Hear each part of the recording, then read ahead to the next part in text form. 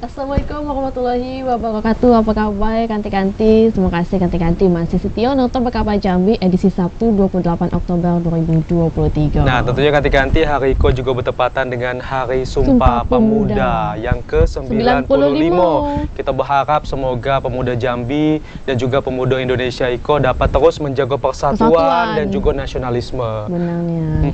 Apalagi juga di tahun politik Iko tetap juga jaga persatuan, Jolio. Betul, jangan terpecah yo. Benar. Nah, mengawali Bekapa Jambi pada siang Iko, saya kasih pantun dulu. Dak, Siko, dak. Boleh, dua juga boleh kalau nak. Nyuruh ke meja mencari kejedut kodok. Elo. Nyuruh ke meja kejedut kodok. Elo. Nyuruh ke bawah mencari peci. Elo. Kami ko bukan sembarang duduk, kami ko duduk untuk memberikan informasi. Wih, mantap nyela. Boleh nambah sikok lagi? Boleh. Boleh. Dari Khairat Oh. Kaki habis waktu kita berpantun, Be. Iya lah. Tapi kami sudah punya ganti-ganti informasi menarik yang bakal kami sajikan untuk ganti-ganti. Di antara ko ada status siaga karhutla yang diperpanjang hingga Desember 2023. Ada juga kabar terkait 42,5 hektar lahan pertanian gagal panen. Selanjutnya seputar jelang pemilu iko ada 6.058 kotak suara lah datang di gudang logistik KPU Merangin. Nah, cemana berita selengkapnya tentunya bersama saya Ahmad Solihin dan saya Kekani Utari Ikola Bekapa Jambi selengkapnya.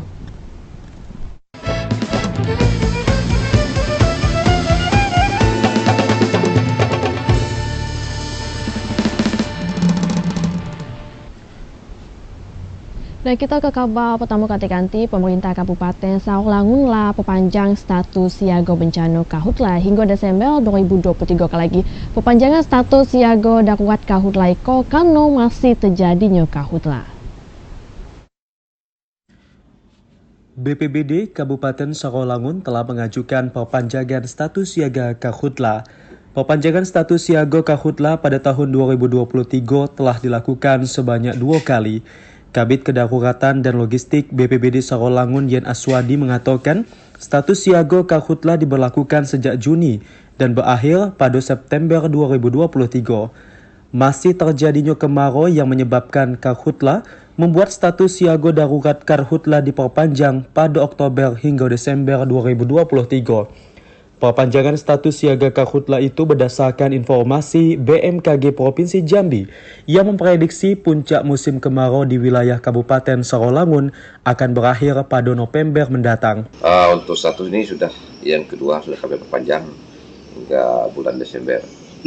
Kalau memang masih kami punya kemungkinan di bulan November ini mungkin. Meski dalam beberapa pekan terakhir, sebagian wilayah Kabupaten Sarolangun diguyur hujan, namun titik panas akibat kebakaran hutan dan lahan masih terjadi. Edi Kusnadi, TPRI Jambi melaporkan.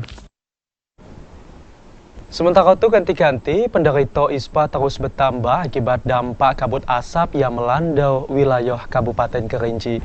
Meski meningkat namun kasus Ikolo masuk kategori kejadian luar biasa karena masih bisa ditangani oleh petugas kesehatan.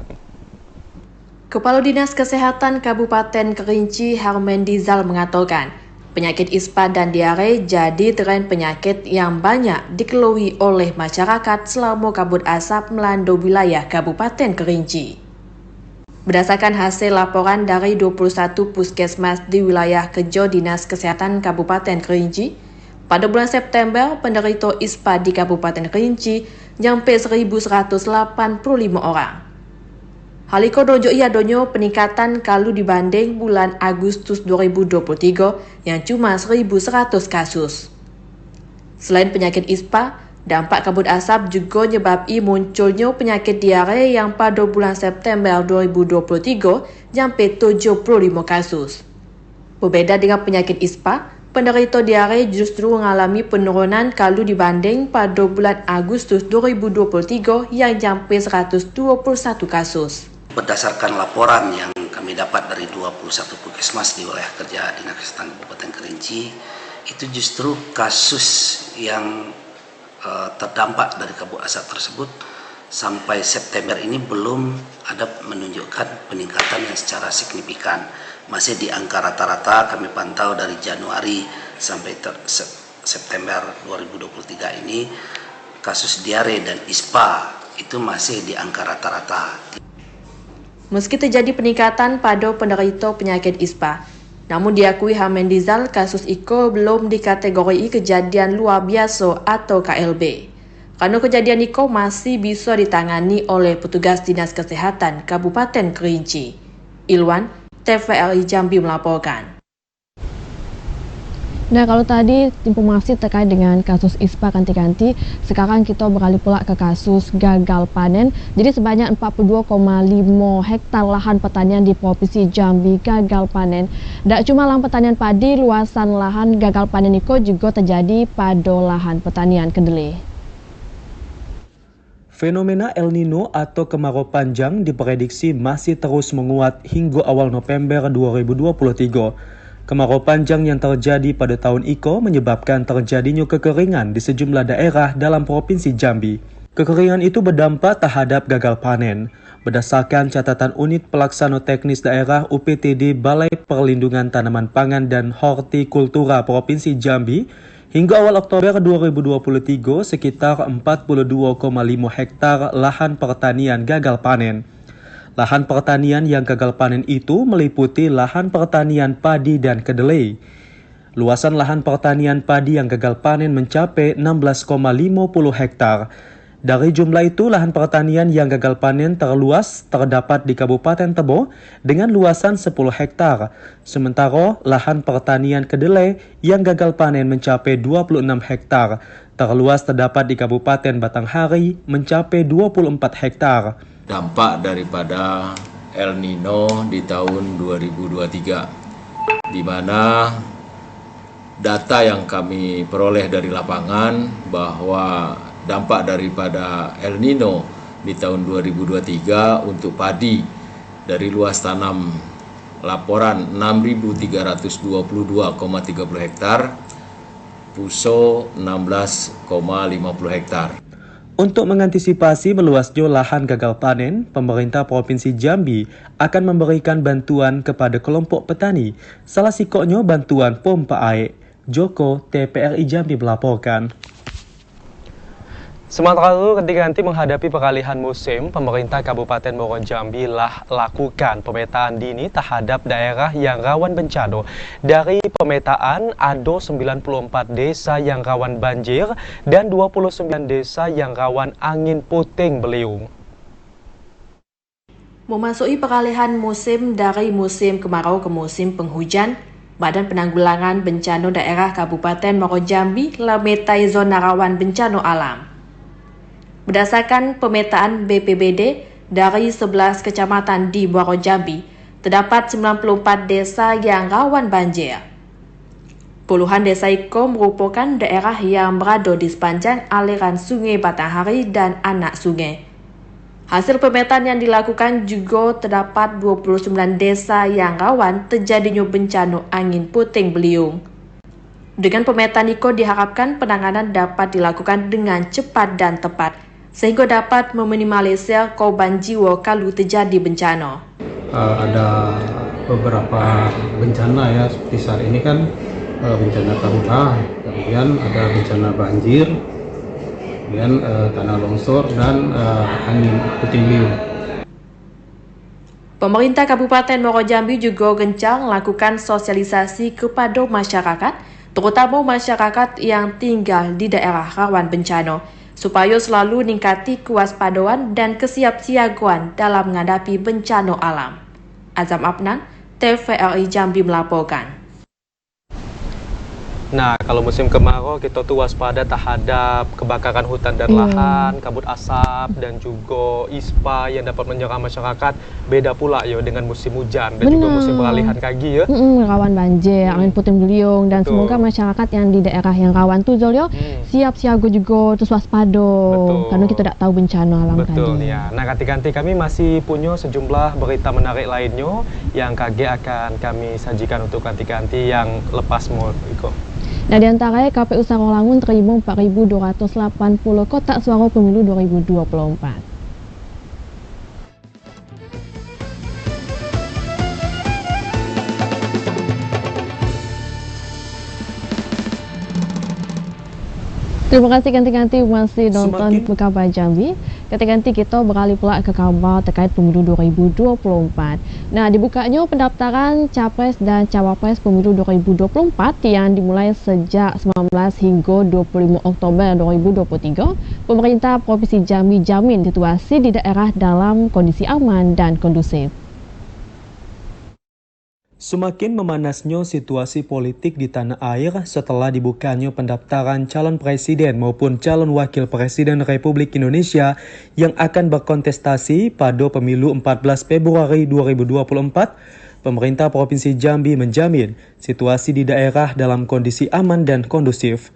Sekda Provinsi Jambi Sudirman mengatakan, mengerucutnya nama-nama bakal capres maupun cawapres yang akan berlaga pada pesta demokrasi 5 tahunan IKO belum pada tahapan menimbulkan gejolak di daerah. Berdasarkan pemetaan kerawanan, masyarakat menanggapi dengan baik berlangsungnya proses demokrasi yang sedang bergulir pada penyelenggara pemilu. Sekda juga mengajak masyarakat untuk tetap mempertahankan kondisi aman dan kondusif di daerah, baik sebelum hingga usainya penyelenggaraan Pilpres. Situasi damai saat penyelenggaraan pesta demokrasi sangat penting untuk menjamin keberlangsungan pembangunan guna mendukung percepatan pemajuan daerah. Nah, kalau kita masih mengikuti prosesnya, jelas sepanjang prosesnya sudah berjalan seperti yang sudah ditetapkan, siapapun bagi kita, pemerintah daerah, siapapun bagi kita, presidennya, capresnya, itulah yang terbaik. KPU telah menetapkan waktu pendaftaran capres dan cawapres pemilu 2024 dimulai tanggal 19 hingga 25 Oktober 2023. Randy Arta, TPRI Jambi melaporkan. Ganti-ganti 6.058 kotak suara untuk pemilu 2024 lah tiba di gudang logistik KPU Merangin. Dari jumlah itu, 3 kotak suara ditemukan rusak. Logistik pemilihan umum tahun 2024 berupa kotak suara lah tiba di gudang logistik KPU Kabupaten Merangin. Kotak suara yang berjumlah 6.058 ekor diperuntukkan untuk 1.202 tempat pemungutan suara atau TPS se-Kabupaten Merangin. Anggota KPU Merangin Divisi Teknis dan Penyelenggaraan Hairul Ihwan mengatakan, dari jumlah kotak suara yang datang, 3 kotak suara ditemui rusak. Kotak suara yang rusak ekor ditemui pas pemindahan dari truk pengangkut ke gudang logistik KPU. Kerusakan ikok lagi nak diusui lagi ke KPU Provinsi untuk dilakukan penambahan sebelum batas waktu yang ditentui. Untuk keamanan gudang logistik, selain nugasi petugas khusus, KPU Merangin juga nugasi pihak kepolisian yang berjaga secara bergantian selama 24 jam. Tak cuma tu KPU juga nambah 11 kamera pengawas CCTV yang terhubung langsung ke kantor KPU Merangin. Sambil terima distribusi kotak suara iko, KPU Merangin nunggu kedatangan bilik suara, tinta dan kelengkapan lainnya. Kalau kelengkapan pemilihan lah terpenuhi, baru nak didistribusi ke TPS-TPS yang ada di Merangin. Jadi kotak suara yang sudah kita terima itu sejumlah 6.058 kotak. Proses selanjutnya apa lagi? Jadi untuk selanjutnya kita masih menunggu kedatangan untuk bilik suara. Setiap psiko-TPS lagi bakal nerimo 5 kotak suara, masing-masing untuk pemilihan presiden dan wakil presiden, Dewan Perwakilan Daerah DPD RI, Dewan Perwakilan Rakyat Republik Indonesia DPR RI, DPRD Provinsi dan DPRD Kabupaten Kota. Komandan Cebita Kasa, TVRI Jambi melaporkan. Kita beralih ke Kabupaten Sarolangun, ganti-ganti KPU Sarolangun lah nerimo 4.280 kotak suara. Kotak suara iko bakal dialokasi untuk 856 TPS pada pemilu serentak 14 Februari 2024 lagi. Sekretaris KPU Sarolangun Aswal Yura mengatakan pihaknya secara bertahap telah menerima pendistribusian logistik pemilu 2024 berupa 4.280 kotak suara. Ribuan kotak suara iko telah diterima pada 16 Oktober lalu dan disimpan di ruko gudang yang disewa oleh KPU Sarolangun. Jumlah kotak suara yang diterima telah disesuaikan dengan jumlah tempat pemungutan suara atau TPS. Setiap TPS KG-nya akan ditempatkan 5 kotak suara. Kotak suara yang disimpan di gudang KPU berbahan duplek karton kedap air. Kotak suara itu akan digunakan untuk pemilu dan pilkada serentak 2024. 4.280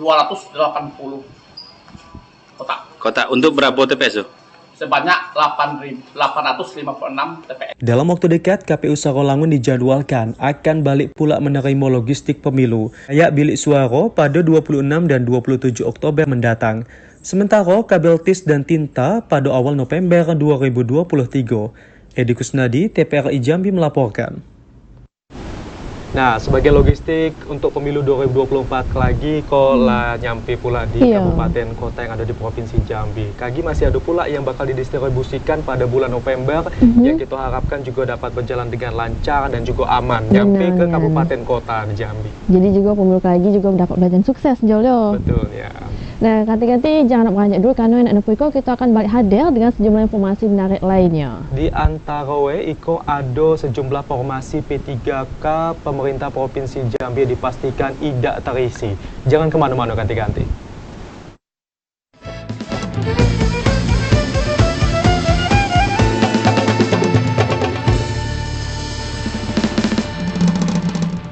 Terima kasih ganti-ganti masih bersama kami di Bekabar Jambi. Nah, ganti-ganti untuk informasi selanjutnya Iko terkait dengan P3K, di mana pasca pengumuman kelulusan berkas administrasi pelamar P3K pemerintah Provinsi Jambi tahun 2023, sejumlah formasi dipastikan tidak terisi atau nihil pelamar, terbanyak pada formasi jalur khusus disabilitas.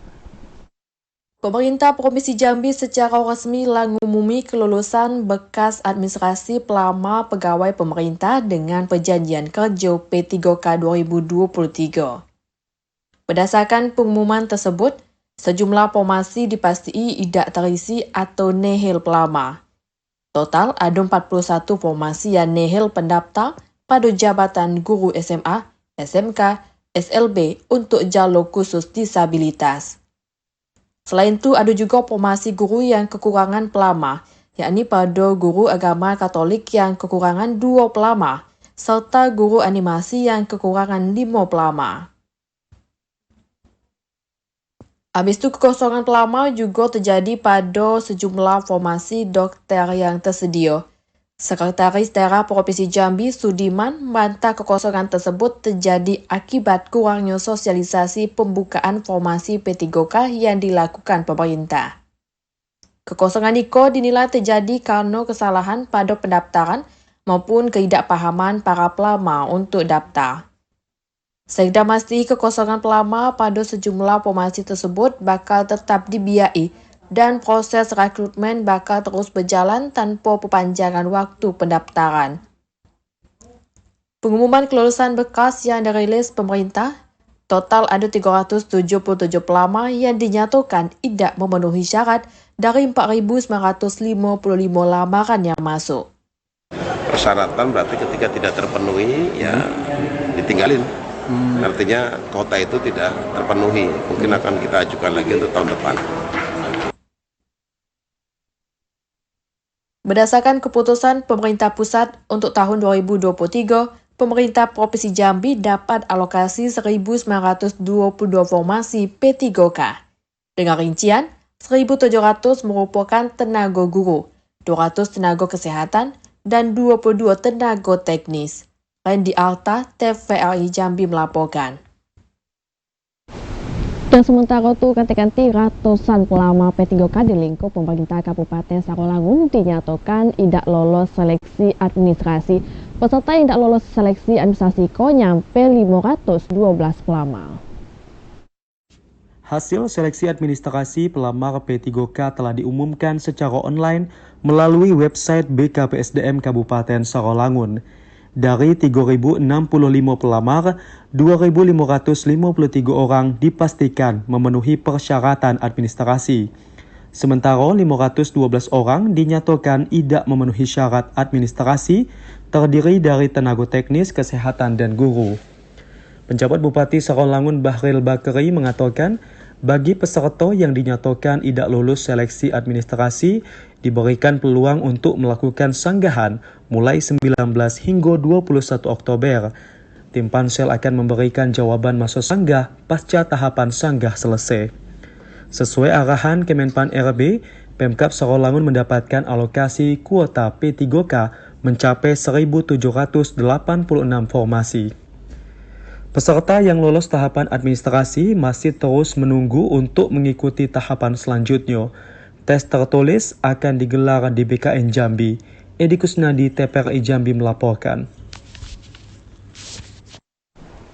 Kita beralih ke informasi lain ganti-ganti di mana KPK limpahkan berkas 5 tersangka kasus pengesahan RAPBD Provinsi Jambi.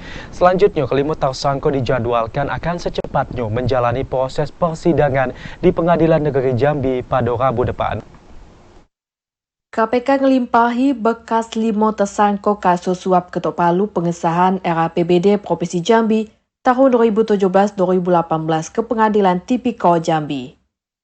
Pelimpahan bekas Iko atas nama tersangka Hasani Hamid, Agus Rama, Bustami Yahya, Hasim Ayub, dan Nur Hayati.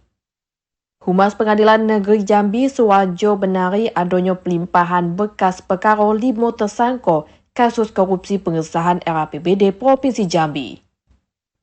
Selain melimpahi tersangka, penyidik KPK juga turut melimpahi sejumlah barang bukti berupa bekas dokumen hasil pemeriksaan tersangka selama pemeriksaan. Lagi para tersangka Iko bakal mengikuti proses persidangan perdana yang dijadwali bakal berlangsung pada Rabu 1 November 2023. Satu perkara atas nama Hasani Hamid dan kawan-kawan sudah ditetapkan majelisnya, ketua majelisnya Pak Tata Porasima Situngkir. Sudah ditetapkan hari sidangnya juga di tanggal 1 November 2023.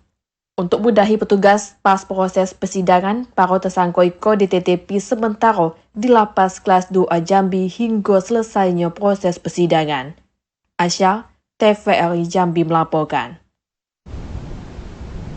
Ganti-ganti sampai di sini kami ngawani ganti-ganti di Bekabar Jambi. Tentunya kami mengucapkan terima kasih banyak ganti-ganti lah menyaksikan kami, dan akhirnya saya Ahmad Solihin dan saya Karen Utari bersama kerabat kerja petugas pamit undur diri. Wassalamualaikum warahmatullahi wabarakatuh dan sampai jumpa.